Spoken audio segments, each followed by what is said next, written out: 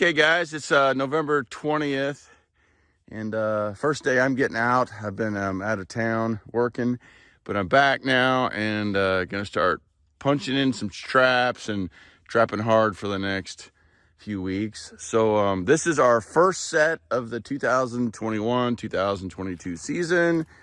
And where exactly are we? So we're in this field. You can see this field. There's an edge right here of cedars. You can see all this down brush and deadfalls and kind of an old dozer deck is really what it is, where they've taken the trees off the top of this field and they've pushed them over here on this dozer deck. So there's like this hump, all these little humps along here, and then all this brush and cedar trees, little cedar trees, and all this brush. And there's all kinds of rabbits and mice and stuff running around in here. And these coyotes are just running this edge. So what we did is we came over here on this little hump that's along this edge, and we popped in the first dirt hole of the season. Typical dirt hole for me. Got a good, because of this hump right here, there's actually pretty good dirt right here. So popped in a good deep dirt hole, about 8 or 10 inches deep. I've got bait lure and sheep's wool down in the hole. Got some red fox urine on the around the hole and on the back. And then, as you can see right there, is my trap. I'm using a couple of grass clods that came out of my trap bed, just to throw on the side there. You can see there's one right there, one right there, one right there, just to kind of give a little bit of guiding. But you know, I'm not a big guiding person, just because I think it you know, causes some coyotes to be skittish. And then, as you can see, I don't have, I mean, right here is my trap, but I've got stuff scattered all over out here. I'm not trying to conceal this. I'm not trying to cover this up. I'm trying to make it look like something came here and dug and made a big old mess. I'm a big proponent of two things. Either one, make it look like nobody was there and it's completely concealed, completely blended, or two, make it look like a bomb went off. Early in the season, when there's lots of pups and stuff running around, I have much more success making it look like a bomb went off. So most of my sets today, when I put in dirt holes, are going to be big. They're going to be flashy. They're going to be messy. They're going to be just all over the place, because I'm wanting to attract those coyotes to these sets, especially those younger ones that are dumb. We'll get them out of the way early, and then we'll move on after the smart ones. So this is what I got going, and hopefully we'll have a coyote here in the next couple days. Okay, guys, second set of the season. I'm about 50 yards down this edge from where I was before. You can see all the logs and what's left of the old dozer deck here. There's bushes and cedar trees, and there's all these little humps along here. And then right here is the road that takes you down into the bottom. So the road comes up that the farmer's using when he comes up here to feed hay or whatever. And then there's this edge, and then of course there's this big field over here. So what I did over here is to do something a little bit different, is I put in a T-bone set. You can see this mound right here, and the T-bone is right down in there. You can barely see it. I dug a hole, put the T-bone down in there, and then I covered it up with grass clods and dirt and just stuff that was left over from my trap bed, kind of buried it. To put a T-bone in the ground and just leave it sitting out there, like, you know, it just landed like out of the sky, I think that's a big mistake. Coyotes, bobcats, whatever, they're burying stuff, they're covering stuff. This is what it looks like in real life, so why not mimic that? So I've got the T-bone shoved down in there, and then out in the front, this is where my trap bed is. And again, you can see I've made it look all messy out here in the front, and you know, looks like something's been digging, something's been burying something, a lot of action's been going on here. Over here on the left, for some guiding and also for some more attractant, I've got some coyote scat. And then over here, I got a little piece of just grass clod, just to kind of push them into here. And then right here, you can see right there and right there, I've got a little punch hole on each side, and I've got a different lure on each side. And then I got an itty bitty little bit of bait shoved down into the T-bone, in that little hole in the T-bone. And then down underneath the T-bone, in a little hole I put in down there when I was burying the T-bone, and the T-bone's hammered down in there, so they can't just pull it out. They got to work at it. I put a little bit more lure down there, and I don't want the lure up on the ground or on this stuff, because they're going to roll in that in like 2 seconds. I don't care what lure you use, they're going to roll in it, unless it's shit lure. But so if you put it down in these holes, he's got all these different smells, and you got to remember, you know, a coyote smells in layers, so he's smelling all these different layers. He's got lure over here, he's got lure over here, he's got lure and maybe a little bait over here. He's got a T-bone wedge down in there. He's got some scat here. He's got all these things. So he's going to be working all over the place. And it's just a matter of time before he steps right there. And I catch him. And then I come over here a couple days from now, and he's basically sitting here waiting for me on this little mound overlooking this valley. So that's the second set of the season. We're going to keep plugging along. I hope to get maybe 15 sets in today. I got to cut it early today. In-laws are coming into town to spend like a week with us for Thanksgiving. So I got to get out here early, but I hope to get 15 sets in today. We'll see how it goes. A couple 3 weeks ago now, I think it's been, somebody sent me a message and asked me where I get all the T-bones at. And so this is kind of where I get them at. Here, I'm driving through this bottom. There's a field right here. The creek's down there. You can see the bluffs along the creek right here. And then the field kind of goes down to where it points, and then it goes into the forest and stops, and there's a pond there near where the creek is. And so I'm cruising through here looking for some sign, and here's a big bone pile where obviously this last winter there's a old cow that clearly died up here somewhere, and you can see what I'm assuming happened is either she died up underneath that cedar tree, or maybe she died out here somewhere else, and the farmer just drug her up there and put her underneath these cedar trees out of the way. But one of those two things happened. So when I see these kinds of areas, I just stop. Number one, they're good places to look for sign and stuff.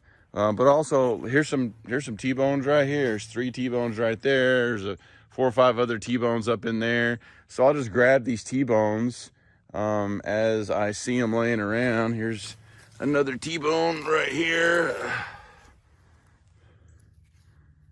So these are perfect to put sets in, and it gives me another pile of T-bones to use if I need to.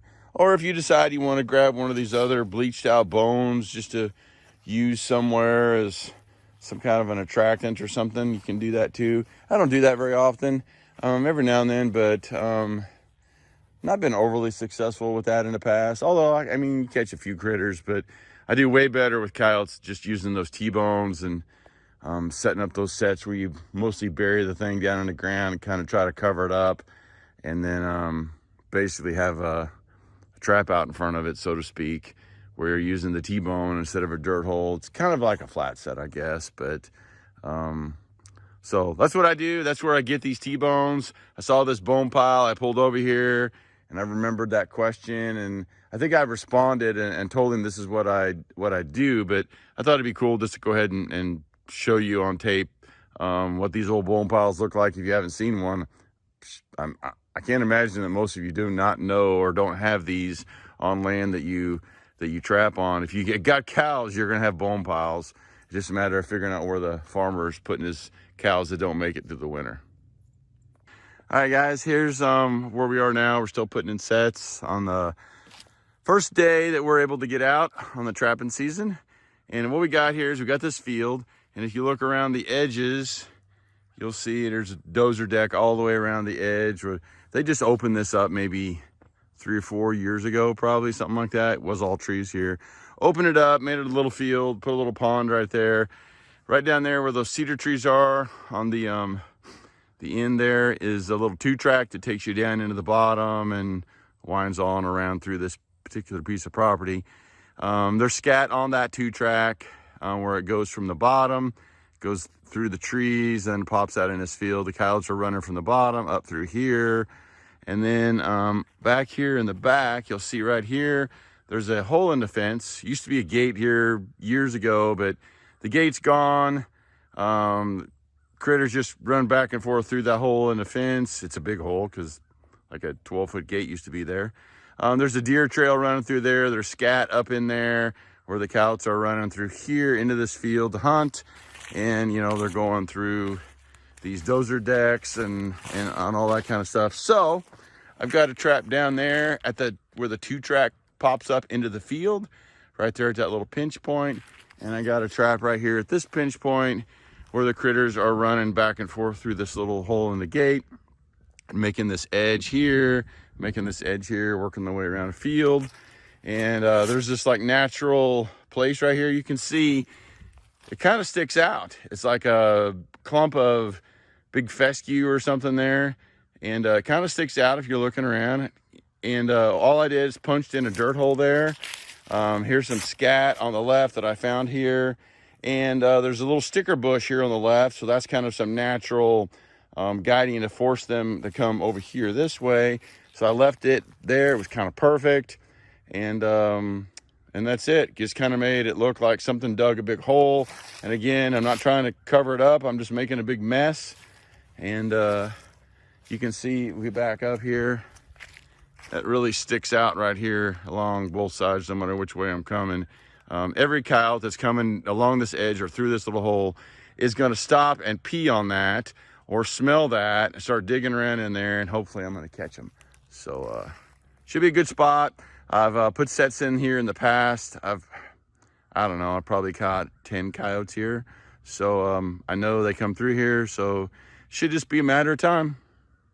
Okay guys, so where we are now is we're in this little field. It's on top of this hill. You can see there's a pond right over there, and there's this trail that comes up between those 2 cedar trees right there. And the cattle are going from the pond down to the bottom and then up into this deal. So the trail goes through the cedar trees, along the pond, and then down the other side of the pond all the way down to the bottom. And then there's a 2-track right there that goes down that I use to get up here. And then there's this field here on the top. It's not a very big field, but there's a big bone pile up here where obviously a cow died. I think this cow died like 2 years ago, and this bone pile is still here. And there's scat up here. There's a itty bitty faint trail right here that the coyotes are probably using because there's scat along it, where they're coming between those 2 cedar trees, coming up from that pond and down from that bottom. They're coming right up here, and they're going right through this bone pile and then probably just out through this field to hunt. So what we did is we came up here and we took a T-bone, since we're already in this bone pile, and I have a T-bone right there. And I put it down in a hole, and I used the dirt and stuff from the trap bed and kind of covered it up. I'm using this wad of grass, or this big tuft of grass right here, to kind of keep it all covered up. My trap's right here. That's some scat right here on the side that I found over here. And I did the little punch holes on each side. And so there's 3 different lures in there, plus the T-bone buried down in there. So anything that comes up through here is going to see that. And going to have all those layers of smell, going to have that scat. And hopefully we'll catch a coyote here as they come through this bone pile. All right, guys. Here we are. We're on this 2-track. You can see down there is the bottom of the valley. Up there is the top of the hill. And this 2-track runs along right there. It runs along down this way into the valley. Not overly used 2-track there. It's pretty rough. But it goes all the way down to the creek and all the way to the bottom, and then just keeps on going. And then this 2-track just keeps going on down this way along this kind of, I wouldn't say a ridge, it's kind of like a shelf. You can see there's kind of like a shelf that runs down through here, and then there's this intersection here. It's a good spot. You can see there's all kinds of brush and gunk in here, so there's all kinds of rabbits, and you can see the shelf rock that's sticking out. So there's groundhogs living in here. There's all kinds of stuff. You can see all these little cedars that are trying to grow back in here. So there's birds and all kinds of stuff. So a good spot for predators. Put traps here before, caught coyotes, caught a couple of cats here, caught a fox here. Of course, you know, you pick up some boar coons and possums rolling through here too. The only issue with this spot is when it rains, the ground here is really, really hard. You can see how rocky it is. And it's really, really clay. So what happens is the water just runs this way because that's the hill. It's gonna run, just run down through here. And right here is a really good spot. You can see there's the 2-track here and the 2-track right here. And then you got this big tuft of green grass right here. It's a really good spot. Two things. Number one, I'm a little worried about somebody running over my trap there because there's a farmer in here who uses these roads as well. And number two, there's a little bit of an indention kind of right there, and the water has a tendency to puddle up there. And in the past, I put a trap there, and it got flooded, and then it's just sitting in water all the time. So so this is a bit of a tricky spot because the wind is normally coming from that way, which is west, or that way, which is north. So if I had a trap here, it would go across this 2-track, which would be pretty much what I want. But the problem is if it rains, that trap is just flooded out, and it's a pain in the rear, and I end up having to redo it all the time. So what I've done today is, again, I got the 2-track there, 2-track there, and the 2-track right here. And I went ahead and just, I'm using this piece of sage grass. You can kind of see how it kind of sticks out. It's a little bit taller than the rest of the grass. And all I did is just put in a flat set right here along the edge of the road. That way I don't have to worry about the water as much in this area because it'll just run, and it'll run into every dirt hole I put in. So this way the water is just running right down this way, and it'll just keep running right on down. But it shouldn't affect my flat set too much. I've got some scat right here that I found over here. And I've got some lure and some urine on this piece of sage grass. I got a trap right here that's kind of a little bit blended in. I try to blend it in a little bit best I could. And that's kind of what I got going here. Just because, number one, it's super hard and it's a pain to put a dirt hole in. Number two, because of the clay and how the water just sits on top of the ground, it'll just, it's hard. The ground is actually so hard here, and there's shelf rock. You can see right there, you can see all the shelf rock that's underneath here. That what I did is, you come over here, see this chain. I just threw a drag up in here, wrapped it around this little cedar right here. That way anybody that was, or anything that got caught would have to deal with that for a while first, just because it's just so hard here. So got a drag, flat set, and you can see here's the flat set, and here's the 2-track where Athena's standing. So hopefully anything that comes by here, we're gonna catch it.